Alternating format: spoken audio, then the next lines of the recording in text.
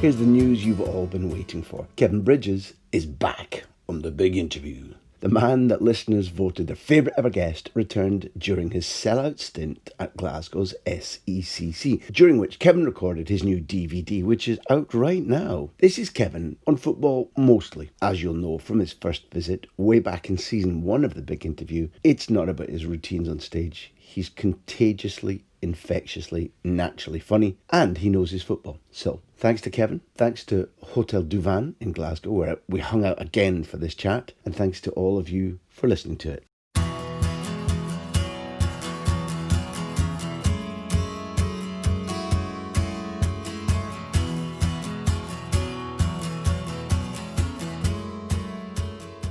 I need to establish some things. You're not just here because there's a certain degree of brotherly love between us. You're here because of statistical reasons. You're the first ever repeat Big Interview. And still the biggest audience numbers ever. And sorry, Jurgen, bigger than Klopp. Yes, Kevin, bigger than Klopp. I'll take that. Thank you. I thought you might be pleased about that. So, given that this is the sequel, let me pick up. Traditionally, you're supposed to begin with something, positive, but let me pick up on a down note. Like, the last interview was a lot about meeting Henrik the first time, the bus ticket, ink on his jeans. Yep. Now, I saw you on television at Soccer AM, where they finally got you on the programme. That's right. I actually met him, you know what I mean, as an adult. I don't think I met him as an autograph hunter as a kid, but that was... And I have to say... That was the first time we'd actually... For my taste, it didn't live up to, because you utterly outplayed him on the football pitch. And that's the thing I'm trying to build a platform to say. Like, he was rubbish, and you were quite good. And you outscored him and outplayed him. Had you been out drinking the night before? What was the story? I had actually been out drinking the night before. The night before that recording, I was having a few beers with my tour manager, and then we seen a bunch of guys in football tracksuits. I think it was the Shrewsbury team. So I don't think it was the team, I think it was the staff. They were playing in the Football League Trophy final or whatever the following day. So I ended up pretty drunk with the Shrewsbury coaching staff, and I was telling them I was going to meet Henrik Larsson on Soccer AM in the morning. And what, they gave you tips about how to, like that trap and volley, that top corner stuff. I mean, you nearly found the bucket, man. It was just... I got them pretty steaming, so I put money on whoever they were playing winning the final, because I got the manager and some Nick. None of the players were boozing, they were in bed, but I'm pretty sure, I don't know if they won, I'm pretty sure they get beat, but can we check that? Give me a fact check. We're on it this minute. We're on it right now. Neil's get the iPad. He's a Shrewsbury fanatic. What do you even search for? Did Shrewsbury win the Football League, whatever it's Google called? Google says no answers. But I mean, so that whatever it did to Shrewsbury, did it just kind of relax you and you went in there with a groove on the Saturday morning? It's the first time I've ever been starstruck. Like, I don't really... Still, again, that time as well? He's a guy just synonymous with so many happy memories and childhood, just happiest years of your life, sort of. So when to meet him, and I don't think he's changed much. He's still got that kind of the voice, that kind of droll sound. He's got star quality, isn't he? He's doing great, Nick. He's very intense. He looks as if he could still play. But I watched the whole thing, and I know how John Fenners was just so excited to get you on, to get the two of you on. And I looked at Henrik and I thought he was starstruck too. That's what I thought was going on, because... He wanted to come to one of my shows. He gave me his number and said that he'd seen my stand-up and he was a fan. So I think he was going to come to the Apollo in London, but he never texted me, so I'm a bit sad about that. But you met him, so that's one chopped off the list. I just saved his number as Henrik. Is it nice to... So good. Even just getting that text message going, nice to meet you, pal, from Henrik. So... Is it still nice, given what you've achieved and all the people, because you make me feel like that all the time. I know you love your music, but I'm obsessed time with my music too. So when you'll drop in like Noel and I, or when Noel and I were out with Roger Daltrey or whatever, do you have any idea of the effect that's having on me? Did I go that far? Did I say Noel and I? Surely. Actually, maybe it was Noel who said Kevin and I. I still give him his full name. I don't want to enter Noel and I stage. Still... That's right, I know Gallagher. He actually sent me one of the greatest text messages I've ever received. I was in Dublin and Noel was over watching U2, so it turns out we're in the same hotel, and in the reception of the hotel in Dublin I seen Matt Damon, who was also over to see U2. So I'd been texting Noel going, I hear you're in Dublin, we're in the same hotel. Celtic were playing Inverness Caledonian Thistle, and I was like to know, I'm going to go and watch it in a bar somewhere. Do you fancy it? And he goes, definitely, mate. So the game was on the Sunday, and on the Saturday about 2 o'clock in the morning, or midnight, 2 in the morning, I get a text from Noel saying, not going to make the Celtic-Inverness game in the pub. I'm over at Bono's having tea and toast with Matt Damon.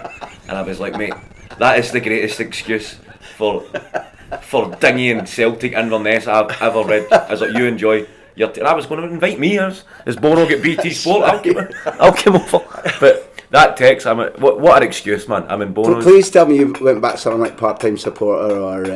No, I was just hands up, respect. It's not bad, is it? Aye, it's a decent... I just watched it myself, Celtic-Inverness. It's better than I got from his brother. When Manchester City said, could you fix Liam and his partner, who was his manager, who's now his partner, up with tickets for the Classico. So I bent Barcelona's ear backwards. It's really important, and he loves his football, and could you do it? And I'm like, listen, because I've never asked for, could we have VIP hospitality or none? So yeah, okay, we can.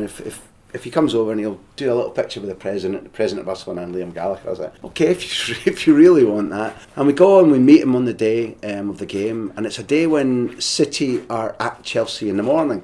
So they've arrived, and she's on the phone saying, listen, let's meet somewhere. There's a pub that he can watch the game in the morning without it being mithered, they say in Manchester. And I was like, well, no. So they go nicking around the whole of town. There's a bit of a sort of ponytail of people behind them following them. They find a little Irish bar, and I go and deliver the tickets there. Nice little chat, hello. And City get beat, pumped by Chelsea, and he doesn't fucking turn up. No message that I'm at Matt Damon's watching the snooker with. What, he never went to the Classic? Never messaged that, and the Barcelona are like this to me. So was there ever really a Liam Gallagher request? So my arse is still hanging out the window. So Liam, if you're listening, you definitely... Where did the tickets go, do you know? Sat there empty. There was a 99,998 capacity. Was there a confirmed sighting that he was even in Barcelona? Well, I handed the tickets over to him, and we had sort of a half glass of ale in the morning. I thought you handed them to somebody. They were there together, and it was absolutely fantastic. So in terms of memories, that's a great memory, for me, about like how I chose the wrong brother. Now, you're scratching your head now. Through the mists of the coffee, the black coffee, you're getting a clearer picture. You had a chance to say, I've just remembered. I've just been handed the classified. The results are in. League One playoff final, that's what it's called. Rotherham 2, Shrewsbury 1. They get beat. Whatever, I take a slight bit of responsibility for Shrewsbury's defeat there. It was that last creme de menthe that you served them out. So, look, while we're talking about, great orators like Matt Damon and Bono, who I knew would come up in this, you spend a lot of your living on your feet communicating. How has it proven that you're able to transfer that to the football dress? I've got a Matt Damon story. Come on. Can we swear on the podcast? No chance. If I'm quoting Matt Damon, can I swear? All right then. That was the Bono tea and toast story. That was about 3 years ago. Last year I was in New York, went for a couple of beers, me and Kerry, my girlfriend, and she was moaning at me to get in this taxi because I was steaming. So she's outside in the taxi, I'm still in the bar, went to the toilet, and I'm walking through the pub. I turned to my side and I seen Matt Damon, like the Matt Damon, and I didn't want to be annoying, but it's Matt Damon. So I walked over and I said, look mate, I'm a big fan, I don't want to annoy you, but I just want to shake your hand. And I was like, my girlfriend's outside and I'm kind of in the bad books, she's a massive fan as well, is there any chance you would just say hello to her? So he goes, of course. And I told him the Noel story, and he starts going, Noel, and we're talking away. And then I mentioned, I could tell I was going to maybe start boring him, he's just having a beer with his mates, but I said, I hear you're a Boca Juniors fan because his missus is from Argentina. And how do you know this about people? I don't know, it's creepy, innit? But anyway, I said to him, and immediately his eyes lightened up, and he's like, oh man, he's like, yeah, I was over at the game, man, the fans are crazy, and end up speaking about Boca and his Boca River, and he's telling his mates about the Super Classico, and it was borderline telling me to have a seat. You know what I mean? I'd really connected with the guy, and I said, look mate, I don't want to annoy you, I'm going to bring my missus in because she wants me up the road, apparently I'm steaming. So I walked out the pub and I was like, Kerry, come here. And she's going, no, you said the last one was the last one. I was like, no, just promise me you'll come in. And she goes, what is it? And I was like, just promise me it'll be worth it, come back in the pub. So we walk on over and I was like, Kerry, this is Matt. And then she done a sort of double take and starstruck. So we start speaking, and then Kerry's telling Matt Damon how much a massive fan she is, and then Kerry goes, right, I better get him up the road. And Matt Damon, I quote, goes, why? Is he being a so, he called me a C-U-N-T. So a big moment now is how did Kerry respond to that? She was laughing. She agreed. She was, yes, very much so. That's worrying. And we get back in the taxi, but he was a big Barca fan. I think he's been over a few times to see the games through his girlfriend, his wife. Do things kind of just happen around you? Do you know what I mean? That was my favourite like celebrity sort of meeting, because it wasn't on a chat show or through the 2 years been on work wise. It was just I bumped into Matt Damon in a boozer, so that was a better sort of moment. So given that you've already established it was in New York, because Matt texted me a lot, and the last time he did that, you were in the Banshee in Boston watching. Yes, I was over there. When was that? A couple of years ago. Nah. But Man City were playing Chelsea the same day. Celtic were playing Motherwell. Barcelona were playing Real Madrid. It was the Noel Gallagher day. Was that the same day? Well, it was City playing Chelsea. That's right, because the Classical was starting after the games. We walk in, it's all downstairs is all like Americans with Man City strips, no like Chelsea. Like, supported Man City for 6 months, man. I'm a diehard. Or these dweebs. But upstairs they had the Celtic Motherwell game on. Now me and Kerry had been at the Boston Celtics the night before, the basketball, watching that, and I think Celtic kicked off at like 7 in the morning, but we got our times mixed up, walked in at half time, and it was the game. Colo Toure had a nightmare. I think we were getting beat 2-0 at half time. We walked in and Celtic came back, and it was remember the game? Tom Rogic scored the one. I think it was 4-3 in the end. But we walked in 2-0. We left that pub heroes. We were the ones that came in half time. We changed the shape, came in, and that was the Banshee. Boston is the best city I've ever been to. Seriously? Oh, it's amazing. The people are cool. They're just very funny. I like the way they've got a bit of attitude. You know what I mean? We were there in the World Cup in 1994. You met Pete, my brother, and Eloise. You met. She was there, and we were following Ireland, and we had a good old trip. We stayed in one of these old clapperboard houses that was very elegant and painted sky blue. It just so happened, tall, and it was a beautiful tree-lined avenue in front of it. And there was a guy who must have been 170. He was in clothes that came from another century. He moved about an inch every hour, and he was decrepit but friendly with a beautiful Boston accent, and he literally looked like it was impossible he was alive. When you see these 1,000-year-old Galapagos tortoises, this was the human equivalent. And then the lovely, elegant woman at the front desk said to us, "You may meet the elderly gentleman." And I thought that was such a beautiful way to describe this fella. So that code for us is part of our Boston memories. And Faneuil Hall, where we just ate. What's the seafood soup there? Chowder. I always mispronounce chowder, see, because of that Simpsons episode with Mayor Quimby. Say chowder. It's the words with R in it. Like they say, you should practice with the sentence, "I need a quarter for some water for my daughter's dog." You try, "I need a quarter for some water for my daughter's dog." Apparently, that's how you get a Boston accent. Right, okay, I'm on that. I'm not going to try it now on tape because I make an arse of myself often enough, regularly enough. So I would love the World Cup. I would love to have been at. But it should be back there. You know, definitely. They need to put it back. The World Cup needs to be in a football country for a start, but I think America are kind of catching up. You go there. And it's different now. Neither of us are snobs, but so like there was a time when you look at soccer in America and you think, "Oh, that's shite." Now, if you listen to the pros, watch the Premiership quality, anyway, but it's very, very, very good quality. Now it's higher and higher quality. The fans are, even though there's 6 month love affair, they're becoming more devoted. And I was talking to somebody. Some of the songs are shocking. Right. Have you ever seen some of the clips of the American ultras? No. Oh man, there's a clip. There's just they're all singing, "The referee's a wanker, the referee's a wanker," but they're in the pub before the game. Imagine trying to start that in the pub before a game. What are you waiting on? Give him a chance, lads. Who is the referee? We don't even. The whole pub, "The referee's a wanker." There's some shockers. If you go onto YouTube, just watch American football chants or whatever. But okay, then I will. Anytime I switch it on Sky Sports, whatever, the crowds, the stadiums are always full. And the standard is good. You know, it's definitely better. Decent games. Yeah. I remember I'd done a show with Frank Lampard just after he came back. Who did he played for? New York City. Yeah. And I was saying to him, it was him, Pirlo, David Villa, and I think it was like 8 college frat boys. I think the top loaded the team with the 3 big names. But when you watch the games now, there's actually decent players. There's much more of a balance. Aye. The last few times I've watched games, I've noticed that it's not just been the you switch on the game just because this is Zlatan's team or this is Wayne Rooney's team. Like, it's actually, I think the standards. Something about watching a game on the telly when the stadium's full. Mm-hmm. It makes a huge difference. It's a lot, but you can equate to it. You can equate to, like, you're not just watching the thing you're imagining being there or listening to the songs. In your case, did you see that Rooney goal?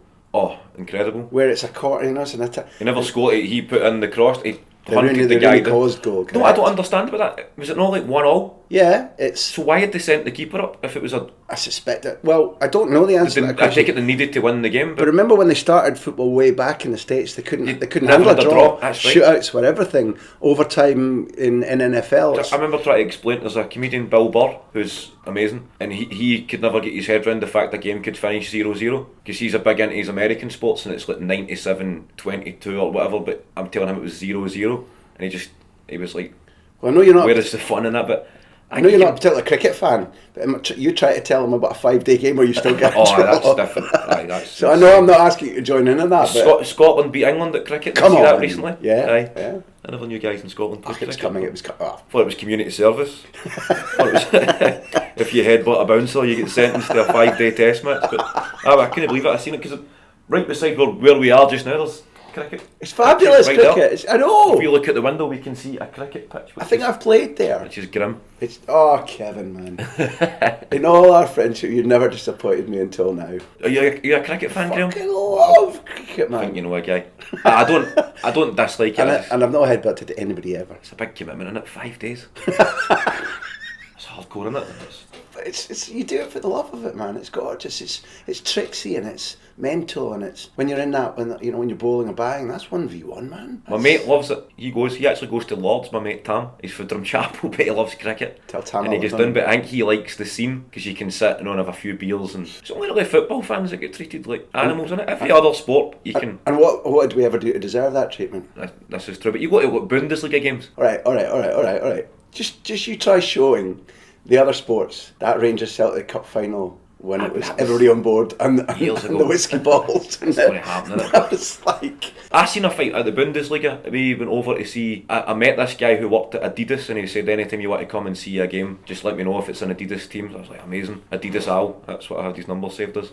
And Adidas Al, I text him just saying, I would like to come and see Bayern. Me and a few of my mates, he said that, no problem. So Bayern were playing Schalke on the Saturday night and I noticed Hertha Berlin were playing on the Friday night. So I said to my pals, why don't we fly to Berlin on the Friday, go and see Hertha? Exactly. In the stadium where Zidane headbutted Matt. I always wanted to see the Olympic Stadium. Out in the forest, it's a forest all around it. That was incredible. Bit of a journey out and it's a big old lump of stadium, isn't it? Amazing. So we flew there and then I thought we'll just get a train and obviously you're just used to Scotland being the size that it is. I thought the train will be 2-3 hours. So Berlin to Munich, I think it was a 7-hour train journey. And Bayern's game was 5 PM, so we had to be up. Went to the gate, you can just booze right through the game. The guy comes up with a beer gun during the Hertha game, just refilling your pint. Incredible way to watch a match. We had to be up at like 7 in the morning the next day. But German trains are good. That's right. Well, they're sensational. We were men dying on our feet, and we actually said to the conductor, "Can we drink on the train?" He's like, "You have a 7-hour train journey. Why would you not drink?" What an attitude. So we just had a couple of beers and then by the time we squared ourselves up, went to see Bayern, walked in, Allianz Arena, incredible. Me and my mate Tony went to the bar, we heard a big cheer going up, we'd missed a goal, we're like, shit. And then these two guys started having a full on fist fight, like in the, I don't want to call it the pie stall, in the concourse area, queuing for a beer. Full on, nobody splitting up, just two big 6-foot guys just having a proper bare knuckle, like decent standard scrap. We missed the Robin goal, we seen a fight, and then Bayern won the game. I think it was 6-0 or whatever. So net your winner.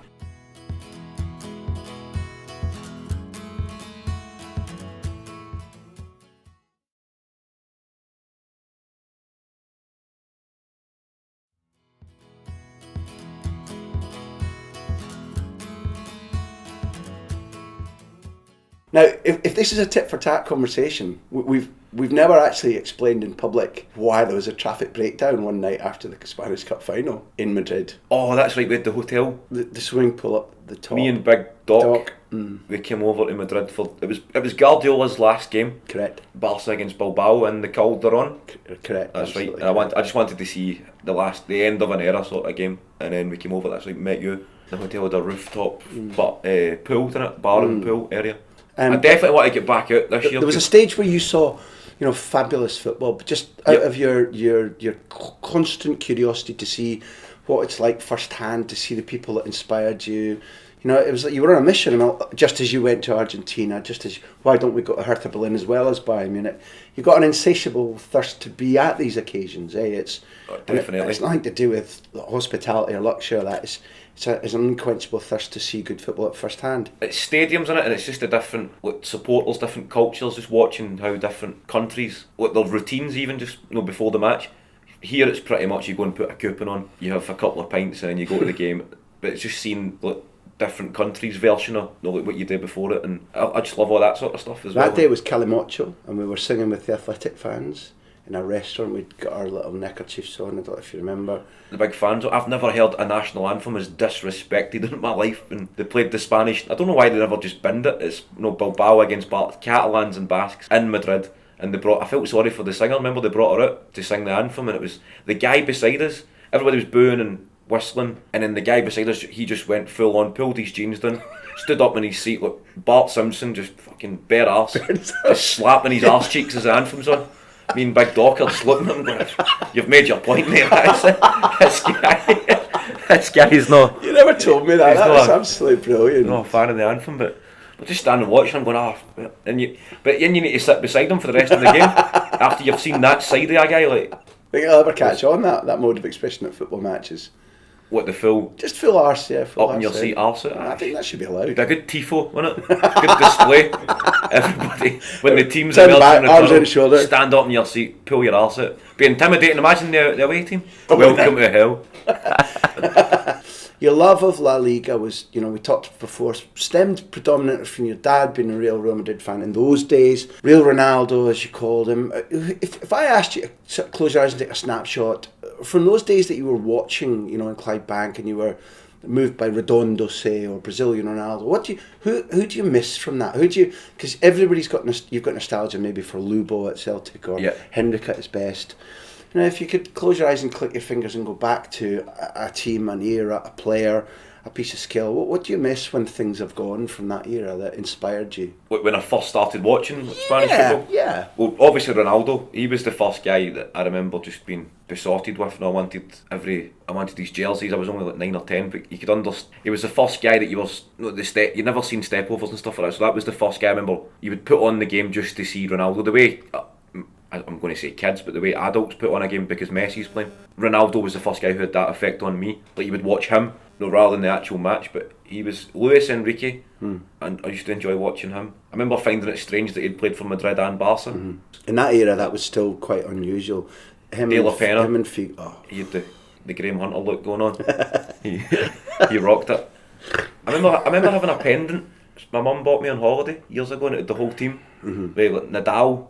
Remember the defender? Yeah. Is he related? He's related to Rafa Nadal. He's his uncle, aye. Is that his? Yeah, Tony's his brother. That's Rafa's dad. Yeah. Right. Miracle Nadal, a beast and a wonderful footballer from the back. Albert Ferrer. Yeah, Chippy Ferrer I still work with. Chippy, next time you're over, we'll go out and have a couple of drinks. Chippy's a wonderful guy. Wonderful, really nice guy. Right back, won the Olympic gold medal. Connections, Graham. I remember the Champions League final. Matt Damon never played for that team. In Milan, you said to him, "We're going to go to the fan zone. My mate's DJing." We went down. It was Mendieta. I never knew he was a DJ.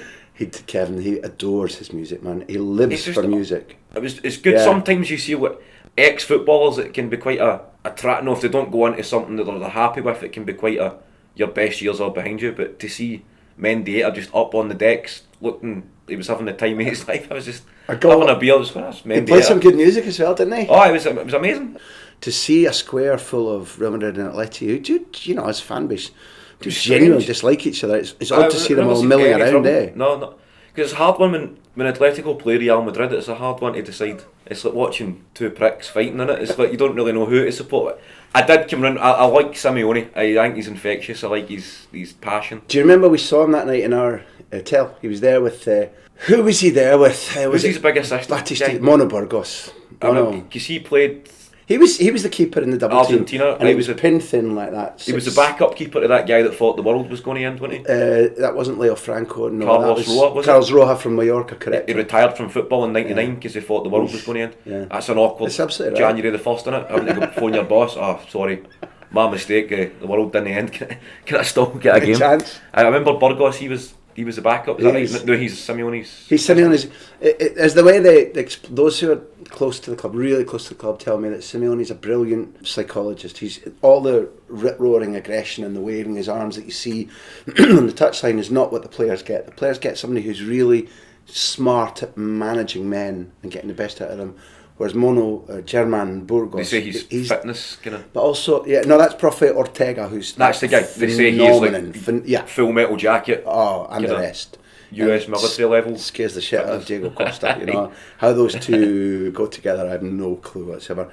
And obviously, Prof Ortega doesn't work out too hard with Burgos, who's sizable. Burgos is a giant now, but as a keeper he was very, very good. But he's the guy that will work out on the strategy, the tactics, the set plays. It's a really good football brain there. And I sent Barry Robson is working with Aberdeen now, and Barry needed to complete his UEFA badge, whatever it was, and he needed practical. So 2-3 weeks ago, they allowed him to get out there and spend 2-3 days, and he came back very impressed indeed. And I know why you would. Jolo's an attractive football character, isn't it? Whether you saw him playing on the side, the things that he does, and what he looks like while he's doing them, that draws the eye. Yeah. There's managers that you enjoy watching on the side, like, and he's one of them. Like Jurgen Klopp, you could watch Klopp for 90 minutes, just put a camera on him, because it means. Do you ever see that one when he was the manager of Dortmund? I think they were playing Napoli, and I've never seen a guy as angry about a decision. I don't know what the decision, but he was just going. His face, you actually find it. Like, I think it's been used as a meme how angry he looked at the decision. I think he talked about that in our podcast. He apologised, didn't he, for how angry he got. He did feel embarrassed, didn't he? My memory is. But I think he looked that angry that the decision should be overturned. If you can get that worked up, then the ref's got to go, look. But it's not manufactured, eh? No, it's you see some managers will put that on to impress the fans or to give the players something, and it's raw from him, eh? And Klopp, Simeone, the guy Sarri that was he's the Chelsea man. He's special, eh? He looks good as well. So that final was two Spaniards fighting it off in San Siro, and we did a nice day. And the point I was making was it was strange to see fans mingling like that. And you started the La Liga memories by talking about Ronaldo, which I guessed you would. Does it raise your eyebrow, Roger Moore style or Carlo Ancelotti style, to find that he's president of Valladolid now? Ronaldo is? The guy who, you know... I never knew that. Who... has lived more largely since he was a player, and you can see the evidence of it. He's now, so Valladolid came up this season and he's just bought over and he is in charge. And they were struggling and they were playing East Stirlingshire football, until he took over. And since he's taken over, they're playing Champions League football and winning all the time. And it's incredible. So when you're free, we need to go to the Nuevo Zorilla and go and watch your team and go and meet him. Definitely. You up for it? What, meet the Ronaldo? It's doable. Of course I'm up for it. Right, today. What is the connection with, why is he at Valladolid? I don't know, and when he took over originally, it kind of looked like a gimmick. And then when you've watched him and listened to him and seen the effect he's had subsequently, it's patently not. There's patently something about him that while he knows he's never going to be a coach or a trainer or a manager, and that kind of discipline in life is not... He's a big Baloo the Bear guy. And therefore, being daily... He is. It's a do-but-he-do.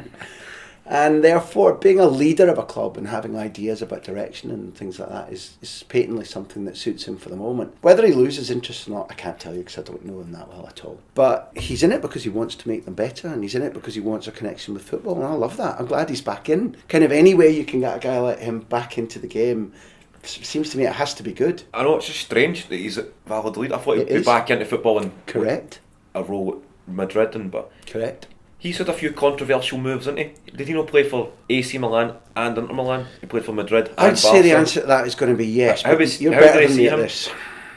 viewed in Spain? He's hated it at Barca. I take it they hate him because of the way in which he left. He never went directly, or did he? Went to he forced himself to go, forced them to allow him to go to Inter, and he claims to this day, and I believe him, that he was let down by the board and that they reneged on a promise, and therefore, although he had an agent I disapprove of, I think it was legitimate enough to go. And his season that season, if you ever, I did an interview with Chappie Ferrer for one, but also the current Fulham manager, played against him, and I spoke to tons of people who were there with him, and it was like being around him was just magical. Football aside, full of fun, being pranked by other players at Barcelona. That's year when he scores 38 goals or whatever it is in 40 games. I can't remember the exact figure. Goes to Inter, plays football, maybe that's the best of his career. Comes up against that Juventus side, and when Paulo Montero fouls him inside the penalty box in what is really a playoff for the league between Inter and Juve, even Italy is scandalised by the quality of the refereeing decision and whatever influenced that decision, and how Juve won that title in that game. Gets injured, they recuperate him, they work on him constantly for about a season and a half. He plays well in 2002 and he forces his departure to Madrid. So he's kind of hated at Inter for sure. And at Madrid, people say that they've never seen a better striker. And most people who went to Madrid in those days laugh at the idea that he's not regarded with Messi, never mind Cristiano, that Ronaldo is maybe, their argument is maybe he's number one ever, bar nobody. I watched the game the other night. It was a Classico. I never knew Messi had played against Ronaldo's Madrid. You forget how long Messi's kind of been at that level. I was just thought, what, classic Spanish football video or whatever, and it was like Beckham was on, Ronaldo, and probably Figo. Figo, he was playing as well. I think even Roberto Carlos. I'd imagine Makelele was playing. It was just surreal seeing. You associate Messi with the modern era, but seeing him with the. But at that time, when you or I or anybody was watching, Messi looked to us like, oh, that's promising. He's interesting. Jerry Armstrong was just. I think Messi hit the crossbar. He'd done a wee kind of mazy run, hit the bar, and then he's just going, "This kid is something special." And it was kind of strange hearing them talk about him in those terms. But I never realised he had crossed over the two sort of generations when you're watching him play against Beckham. And what's the Messi experience been like for you? I thought, see the other night against Spurs, the game 4-2 game, that was as good as I've ever seen him. And it's quite. I've been really busy, obviously, with my shows, but I had the night off. I thought I'm going to watch this game, just sit down, old school, just watch it, and it was as good as I've ever seen him. And I think he seemed that the World Cup almost, it could have derailed him a bit, but I think he seems even hungrier than ever, and it's exciting. I think this year Barca could be. Well, he's never before scored, what is it, 5 goals in 2 games in the start of a Champions League. Now that he's the captain, he stood up at the Camp Nou in that. I think you've been to the Gamper game where it's an exhibition game, and therefore the players, one or two of the players, certainly the leading player, the captain, the coach, will speak on the pitch briefly, and Messi's like, he knows he's not a great big speaker. He was like, we did well last year. I've inherited this armband from 2 greats before me, Xavi and Iniesta, and we did well last season. A double is good, but we want that beautiful, that historic cup from the beautiful competition back here. And I think you can see it in how he's playing. Somehow there's another. Because I've not really been watching as much Spanish football because they don't show it on Sky anymore. You need to download, was it 11 that it was called? Without advertising on their behalf, do it, because there's a new added bonus now with extra bumper Graham on there. So or a dodgy box. Definitely do it. So I've not watched, you're just sort of relying on match reports and statistics or whatever to see. Yeah. But you forget how deceptive and how it does Messi such a disservice just to rely on the stats when you actually watch the guy. Because even like an assist, I don't really agree with since I've started counting assists. Because you watch passes, right? You watch Messi, he'll play a 30-yard incredible pass to somebody that just needs to tap it across. So for example, Messi will square it away up to Suarez, he'll tap it across, and somebody will have a back post tap in. So you're saying the pass so Suarez gets the assist. He on record he has got the assist, whereas it happened a lot with Iniesta. He'd play the same kind of passes. Somebody would just roll it over to the striker, tap it in. But it goes on record as this guy got the assist. I think it's such an overrated stat. I don't think they should be counted, is what I'm trying to say. But yeah, but okay, so I'll buy that argument, and therefore what you're hinting at is the fact that Messi does now so much more than he used to do, and even what would be considered as the absolute glory days, because he's effectively playing in midfield and still scoring 40-50 goals a season. If he's not the anti-penultimate pass, not the assist, the one before or two before the assist, that tells you positionally where he is in the pitch, and his link play with Jordi Alba. When you take Xavi and Iniesta away from Messi as dance partners, and we always knew, and you were there to see that in Alves he had a guy who completely understood him and loved doing daft, crazy things all over the pitch to rip other teams apart. You take all of them away, and him and Alba just reinvent themselves as the perfect, Fred and Ginger of the football pitch. Yeah, that was the first time I'd watched a Barca game in a while, was the Spurs game, and it was just like you could see it coming again. The Guardiola. Who's the Brazilian, the midfielder? Oh, he looks great. I've always known you know football, man. What's his name exactly, again? Artur. Artur. It looks as if he was born and brought up in La Masia. Is he that's Brazilian? made me so happy. Is he? No, he's Brazilian and he's only just joined this summer. You're literally in the company of Messi and Xavi. Xavi, I know from speaking to him, thinks Artur is good enough to be his inheritor. Yeah. But won't speak about him publicly anymore because of the pressure that was on Xavi when he was taking over for Pep Guardiola. Xavi, being as smart as he is learned enough not to repeat the pattern and go, oh, fuck, I've done the same to him as was done to me. So back in Qatar, he's watching all this guy and he's jumping up and down on his sofa but with excitement. And Messi doesn't talk about it looked great that night. Your eye is good. Messi was asked a few weeks ago, like, you know, of the new signings, and he went, well, you know, they're all very good, but Artur. See, I never knew they'd bought him. I thought he'd came out of the academy because he's got that mould and he's just ready made for their sort of movement, style. thinking, passing, 1-2. I don't care where he's playing. It happens to be that in the club where they used to play that system. Like watching him is just pure joy. I'm excited when I watched him. I was like, this could be the start of something. We share a view, and I'm glad they got rid of Neymar. He just never suited it, did he? I don't football wise, but his personality and stuff. I think he's immature.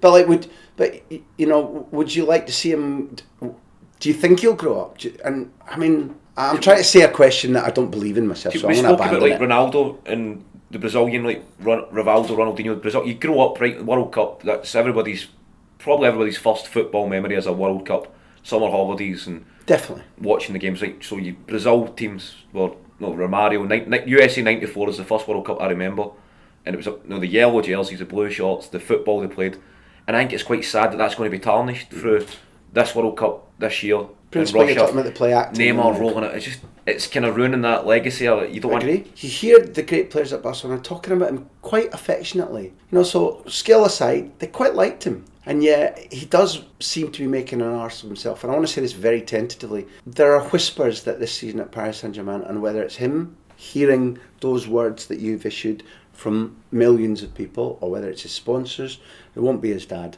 that's for sure, who's like, you know, son, let's make money and party. You know, he's led his boy down a wrong road in life. Or whether it's Tuchel, I don't know. But the word is that maybe he's playing with a little bit more maturity this time. Maybe something from the World Cup left him with a bad taste. I don't know. That's quite a tentative. What do you mean with the backlash with these? Yeah, that maybe he's gone. The way he carries on. Okay, I'll try and focus a little bit. And I was not defensive of him. All of that aside, which is how he behaved in La Liga too, he was kicked to fuck. So as a completely separate concept, I know that not all that he does is kind of like, oh, look at me, and this is disgraceful. And the things that made me angriest was when he was, for his boot sponsors, doing little arse around things like tying his boots too long in front of a free kick so that the boot was in camera all the time. See, that's grim, isn't it?